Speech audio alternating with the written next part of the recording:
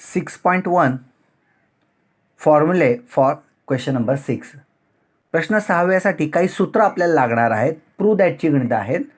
त्यामध्ये अतिशय महत्त्वाचं जे पहिलं सूत्र लागणार आहे ते कशा पद्धतीने येतात त्यात मी वेळ थोडा घालवत नाही आहे, ते तुम्ही पुस्तकात पाहू शकता. त्यातलं पहिलं सूत्र आहे sine square theta plus cos square theta is equal to 1. अतिशय महत्त्वाचं मुलांनो हे सूत्र आहे. पहिलं सूत्र आपल्यासाठी असं म्हणता येईल की हे सतत लागेल जेव्हा जेव्हा तुम्हाला पेपरात किंवा सिद्धतेमध्ये sine square theta plus cos square theta असं जेव्हा जेव्हा येईल तेव्हा तुम्हाला ते 1 लिहिता आलं पाहिजे. ठीक आहे. मग पुन्हा एकदा लक्षात घ्या, sine square theta plus cos square theta is equal to 1. आता मुलांना याच्यावरच आधारित मी 2 उपसूत्र आहेत बरोबर, सब फॉर्म्युले असं म्हणता येईल मला. याच्यातला एक शब्द तिकडे पाठवलं तर कसं दिसेल, समजा आपण कॉस स्क्वेअर तिकडे पाठवलं तर काय दिसेल, sine square theta is equal to 1 minus cos square theta. हे असंही मुलांना लक्षात ठेवा. म्हणजे उद्या कुठेतरी 1 मायनस कॉस स्क्वेअर असेल तर डायरेक्ट साइन स्क्वेअर लिहिता येईल. कुठून आलं तर याच्यावरूनच बघा, प्लस कॉस स्क्वेअर आहे तिकडे गेल्यानंतर मायनस झालं म्हणजे 1 मायनस कॉस स्क्वेअर.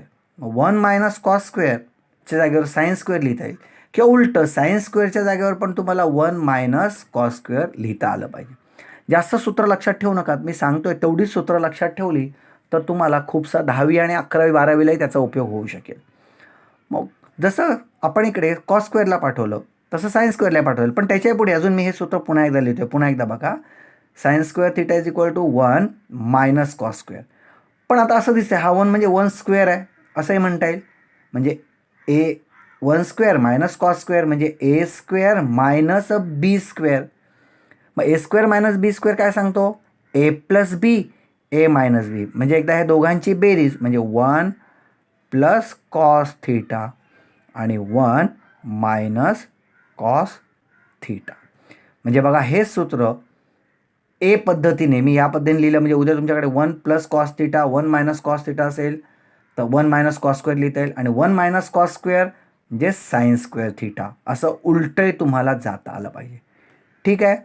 हेच पुन्हा एकदा उलटं लिहूया. म्हणजे हा साइन स्क्वेअर तिकडे पाठवलं तर काय दिसेल, इकडे कॉस स्क्वेअर राहील. Cos square theta is equal to 1 minus sine square theta आणि मग A square minus B square प्रमाणे 1 प्लस साइन थीटा आणि दुसऱ्या ब्रॅकेटमध्ये 1 मायनस साइन थीटा असं लिहिता येईल.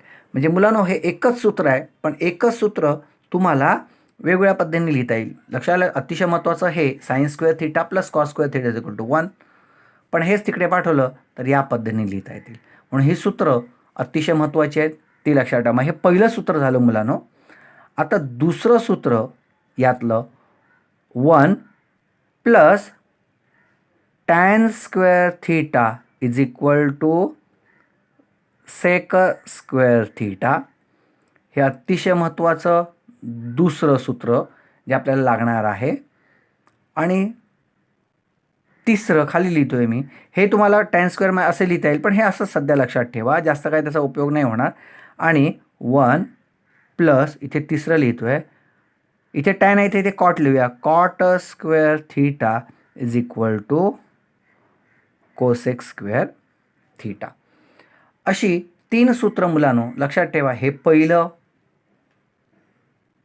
त्यानंतर हे दुसरं सूत्र आणि इथे आपण जे लिहिलेलं आहे ते तिसरं सूत्र. ही तिन्ही सूत्र मुलांनो लक्षात ठेवा. ठीक आहे. त्याच्यानंतर तुम्हाला सिद्ध करण्यासाठी आणखी छोटासा भाग जो आपण मागे बघितला आहे तोच लागेल. म्हणजे आपण तुम्हाला पुन्हा एकदा आठवण करून देतोय मी, आपल्याला 6 शब्द आहेत. त्यापैकी पहिला शब्द आहे तुमचा sine theta, cos theta, tan theta. ह्याला आपण प्रायमरी म्हटलं होतं, आठवत असेल आपल्याला. आणि इकडे सेकंडरी, त्या ठिकाणी आपण लिहिताना कोसेक थीटा, सेक थीटा आणि कॉट थीटा असे 2 भाग आपण केले होते. लक्षात असेल आपल्या की प्रायमरी आणि सेकंडरी असे 2 भाग केले होते. तर मुलांनो एक गोष्ट लक्षात ठेवा की प्रूव्ह दॅटची गणितं जेव्हा तुम्हाला येतील तेव्हा एक काम करा की पेपरात कुठेतरी साइन दिसलं तर तुम्ही कोसेक कराल आणि कोसेक दिसलं तर साइन कराल आणि मग गडबड होईल. एक काम करा की कुणाला तरी स्थिर ठेवा, बरोबर आहे. एकाला स्थिर ठेवा. एकाला समजा दोघांना एकमेकांना भेटायचं आहे, दोन मित्रांना, तर पहिला दुसऱ्याच्या घरी गेला आणि दुसरा पण पहिल्याच्या घरी गेला, तर दोघांची गाठभेट होणार नाही. मग गाठभेट होण्यासाठी आपण काय करणार आहोत, आपण शक्यतो यांना स्थिर ठेवू आणि यांना इकडे पाठवू. लक्षात ठेवा, आपण एक नियम ठेवणार आहोत की हे प्रायमरी आहेत, यांना असंच ठेवू. म्हणजे उद्या पेपरात कुठेतरी साईन शब्द आला तर तो बदलू नका, कॉस आला तर बदलू नका. पण हे जर शब्द आले बघा, आता लक्षात घ्या, म्हणजे आपण ह्या प्रायमरीमध्ये पण साईन आणि कॉस हे दोघं अतिशय महत्त्वाचे आहेत. ह्या दोघांना आपण तसंच ठेवूया. बाकी चौघंही आले म्हणजे 1 2 3 आणि हा सुद्धा, हे चौघं आले तर चौघंजणं काय करतील, ह्या साईन आणि कॉसकडे बोट दाखवतील. म्हणजे काय, तर उदाहरणार्थ परत एकदा बघा, हा कोसेक आपण मागेच बघितलं आहे, कोसेक सी हा एसच्या उलटा आहे. म्हणजे मला असं लिहिता येईल उद्या पेपरात कधी तुम्हाला कुठे कोसेक थीटा शब्द आला तरी सांगितलं सी कोणाच्या उलटा आहे, एसच्या, म्हणजे एक तर त्याच्या जागेवर तुम्हाला 1/, साईन थीटा लिहायचं आहे. लक्षात आलं का. कोसेक आला तर कोसेक काय सांगतो, मी साईनच्या उलटा आहे. म्हणजे जेव्हा जेव्हा तुम्हाला पेपरात कोसेक येईल तर 1/, साईन लिहा. सेक आला पेपरात कधी, तर सेक थीटा जेव्हा जेव्हा तुम्हाला पेपरात येईल तो कुणाच्या उलटा आहे, कॉसच्या. म्हणजे सेक थीटा जेव्हा पेपरात येईल त्याच्या जागेवर तुम्ही 1/, कॉस थीटा लिहू शकता. ठीक आहे. त्याच्यानंतर बघा, अतिशय महत्त्वाचा भाग सांगतोय मी, हे तुम्हाला आता सिद्ध करायसाठी लागणार आहे. तो कोसेकच्या जागेवर 1/, साईन, कोसेकच्या जागेवर, सेकच्या जागेवर 1/, कॉस, एसचा उलटा सी. मग टॅन आला तर काय, तर टॅन आपण बघितलेलं आहे बघा मुलांनो मागेच. टॅन थीटा जर आलं तर टॅन म्हणजे काय, ह्या दोघांचा भागाकार, म्हणजेच काय, साईन थीटा छेद कॉस थीटा. ठीक आहे. म्हणजे टॅन पण म्हणतो की मी म्हणजेच कोण, साईन अपॉन कॉस. आणि सगळ्यात शेवटी राहिलेला कॉट शब्द, कॉट थीटा म्हणजे याच्या उलटं, म्हणजे काय लिहिता येईल तुम्हाला, cos theta upon sine theta. म्हणजे मुलांना एक गोष्ट लक्षात ठेवा, आता मी हे सगळं लिहिलं की हे जी दोघं आहेत ही अतिशय महत्त्वाची आहे.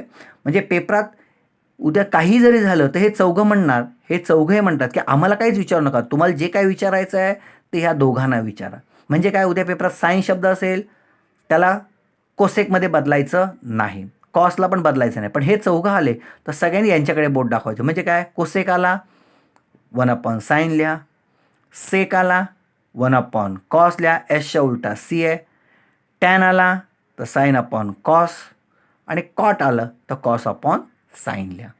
लक्षात आलं. म्हणजे फॉर्म्युले जे तुम्हाला 6 क्वेश्चन नंबर 6 सोडवायचे आहेत त्यासाठी काय काय लागणार आहे, तर हे सगळं लागणार आहे. ही अतिशय महत्त्वाची माहिती मुलांनो मी तुम्हाला दिलेली आहे की हे फॉर्म्युले तुम्हाला सतत लागणार. म्हणजे असं जेव्हा येईल तर सगळ्यांनी या पद्धतीने त्याचं रूपांतर करा. नंतर ही 3 सूत्र जी मी आत्ता लिहून दिली आहेत ती लागणार आहेत. ठीक आहे.